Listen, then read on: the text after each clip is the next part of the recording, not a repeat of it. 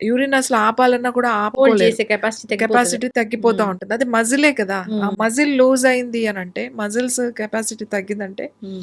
తుమ్మినా, దగ్గినా, urine వచ్చేయడం కూడా దానికి ఓన్లీ యోగాలోనే దానికి పరిష్కారం ఉంది. అవును. యూరిన్ లీకేజ్‌కి ఆ అని బ్లాడర్ చెప్తుంటారు. హౌ టు హోల్డ్ దాన్ని ఎక్సర్‌సైజ్ కిగెల్ ఆ! ఎక్సర్‌సైజ్. హ్మ్. అవన్నీ చేపిస్తామట. అది మళ్ళీ స్ట్రెంథెన్ అయ్యి, హ్మ్. మజిల్ స్ట్రెంథెన్ చేసి, ఆ మజిల్ స్ట్రెంథెన్ వచ్చిందంటే, ఆ గ్రిప్ వచ్చేస్తది. హ్మ్. సో, యూరిన్ ఇన్ఫెక్షన్స్ ఉన్నప్పుడు ఇలా మనకి వేడి చేసిందని కాకుండా, హ్మ్.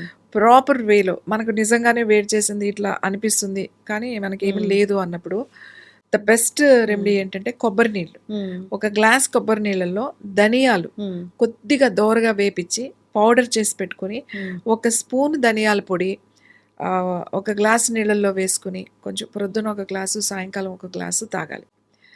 అలాగే మధ్యలో ఒక గ్లాసు బార్లీ వాటర్ తాగాలి. హ్మ్.